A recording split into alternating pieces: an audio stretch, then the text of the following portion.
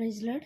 ఈరోజు దేవుని వాగ్దానము రోమిలికి రాసిన పత్రిక 10వ అధ్యాయము 8వ వచనం కాడ నుంచి చదువుకున్నాం. చూడండి, అదేమని చెప్పుచున్నది, వాక్యము నీ యొద్దను నీ నోటను నీ హృదయంలోనూ ఉన్నది, అది మేము ప్రకటించు విశ్వాస వాక్యమే.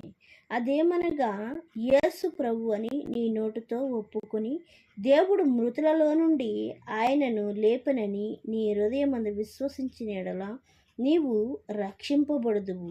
ఏలయనగా నీతి కలిగినట్లు మనుషుడు హృదయములో విశ్వసించును, రక్షణ కలిగినట్లు నోటితో ఒప్పుకొనును. ఏమనగా, ఆయన యందు విశ్వాసముంచు వాడెవడును సిగ్గుపడడని లేఖనము చెప్పుచున్నది.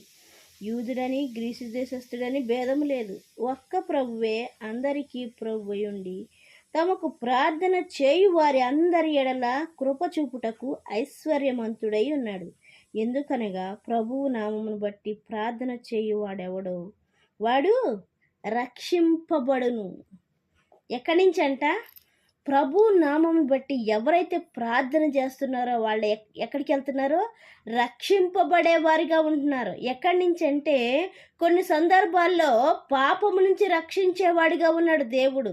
కొన్ని సందర్భాల్లో ఏదైనా ప్రమాదము నుంచి రక్షించేవాడిగా ఉన్నాడు దేవుడు.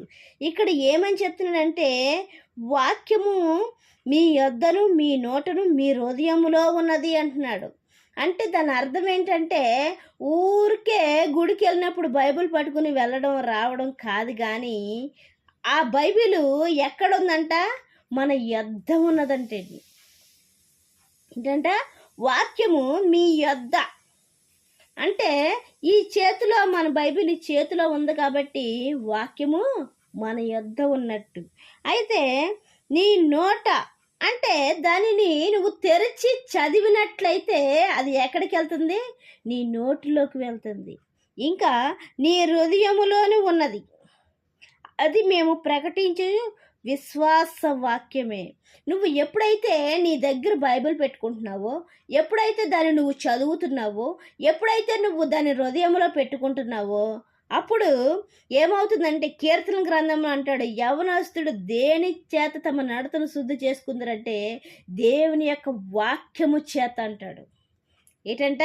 ఎప్పుడైతే దేవుని వాక్యము నీ హృదయంలో ఉందో, నీ దగ్గరున్న బైబిల్ను తీసి నువ్వు ఎప్పుడైతే చదువుతున్నావో, అది నీ యొద్దనున్నది నీ నోట్లోకి ఎప్పుడైతే వస్తుందో, నీ నోట్లోంచి నీ హృదయంలోకి ఎప్పుడైతే వస్తుందో, నీ యొద్ద చెడుతనానికి దారి లేదు. ఎందుకంటే పరిశుద్ధమైన వాక్యము నీ హృదయంలో ఉంది కాబట్టి నీ యొద్ద చెడుతనానికి దారి లేదు. వాక్యంతో హెచ్చరిస్తున్నాడు ఆయన. ఏమని హెచ్చరిస్తున్నాడు? ఊరికినే బైబిల్ పట్టుకుని వెళ్ళడం కాదు, కానీ అది మీ దగ్గర ఉంది కాబట్టి, మీ యొద్ద ఉంది కాబట్టి మీ నోటిలోకి మాట్లాడేటట్లు చేసుకోండి. ఏంటంట? చదవడం ఇంకా మీ హృదయంలోకి వెళ్ళేటట్లు చేసుకోండి. ఎందుకంటే అది మేము ప్రకటించు విశ్వాస వాక్యమే. అదేమనగా, యేసు ప్రభు అని నీ నోటితో ఒప్పుకొని దేవుడు మృతులలో నుండి ఆయనను లేపని నీ హృదయమందు విశ్వసించినడలా నీవు రక్షింపబడుదువు. ఫస్ట్ ఏం చేయాలంట? ఒప్పుకోవాలంట. దేవుడు ప్రభు అని ఏం చేయాలా? ఒప్పుకోవాలి. దేవుడే మనకి ప్రభువు, దేవుడే మనల్ని రక్షించగలడు, దేవుడే మనల్ని విడిపించగలడు, దేవుడే మనకి బలాన్ని ఇవ్వగలడు, దేవుడే మనం పని చేసుకోవడానికి సహాయపడగలడనే విషయాన్ని మనము గ్రహించేవారిగా ఉండాలి ఫస్ట్. అలా గ్రహించేవారిగా ఉండినట్లయితే ఏం చేస్తున్నారంట? నోటితో ఒప్పుకొని హృదయమందు ఆయన మృతులలో లేచినని విశ్వసించిన యెడల నీవు రక్షింపబడుదువు అంటున్నాడు. ఇంకా మనుషుడు హృదయములలో విశ్వసించు రక్షణ కలుగునట్లు నోటితో ఒప్పుకొనుము. ఏలయనగా ఆయన యందు విశ్వాసం ఉంచు వాడెవ్వడును సిగ్గుపడడు అని లేఖనములు చెప్పుచున్నది. ఒకవేళ ప్రస్తుత జీవితము నీకు దుఃఖకరంగా ఉన్నదేమో, ప్రస్తుతము జీవితము దుఃఖకరంగా నడుస్తున్నదేమో, ఆయనను దేవుని యందు విశ్వాసం ఉంచినట్లయితే, దేవుని యందు నమ్మకం ఉంచినట్లయితే, దేవుని వాక్యాన్ని నీ హృదయంలో పెట్టుకున్నట్లయితే, చెడుతనానికి నీ ఎదు చోటు లేకుండా చేసుకున్నట్లయితే, పాపానికి దూరంగా ఉండనట్లయితే, పాపం అంటే సిగ్గు, నరకం అంటే భయము కలిగిన రోజున నీవు రక్షింపబడదువు.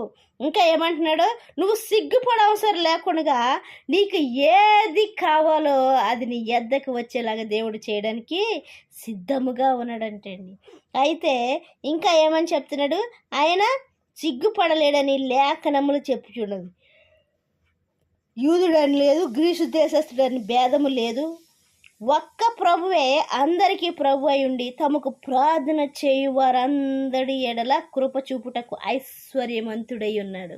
ఏం చూపడానికి అంటండి, కృప చూపడానికి ఆయన ఐశ్వర్యవంతుడై ఉంది. మన దేవుడు ఐశ్వర్యవంతుడైతే మనం ఐశ్వర్యవంతుడమేనండి. ఎందుకంటే దేవుడు మనకే ఇస్తాడు కాబట్టి, కృప చూపిస్తాడు కాబట్టి, ఆయన కృపను బట్టి మనము కూడా ఐశ్వర్యవంతులుగా మారగలుగుతాం. ఎప్పుడంటే వాక్యము మన యొద్ద ఉన్నప్పుడు, ఎప్పుడంటే దానిని నువ్వు చదివినప్పుడు, ఎప్పుడంటే దానిని హృదయంలో పెట్టుకున్నప్పుడు, ఎప్పుడంటే నువ్వు దేవుడు మన కోసం చనిపోయాడని ఒప్పుకొని నీ హృదయమందు విశ్వసించిన ఎడల, నోటుతో ఒప్పుకొని హృదయమందు విశ్వసించిన ఎడల, పాపం అంటే సిగ్గు, నరకం అంటే భయము కలిగిన రోజున, చెడుతనానికి నీ ఎద్ద చోటు లేని రోజున, దేవుడే ప్రభువు, దేవుడే అన్నీ చేయగలిగిన దేవుడు అనే విషయాన్ని నువ్వు గ్రహించిన రోజున ఆ ఐశ్వర్యాన్ని ఆయన ఇవ్వడానికి నీకు నాకు ఇవ్వడానికి ఆయన సిద్ధంగా ఉన్నాడు. అది పొందుకోవడానికి మనము కూడా సిద్ధపాటు కలిగి ఉండేవారుగా ఉందాం. దేవుడి చిన్న పరిశుద్ధ వాక్యం దీవించిన గాక. వాక్య పరిచర్యలో మీ సహోదరి. ఆమేన్.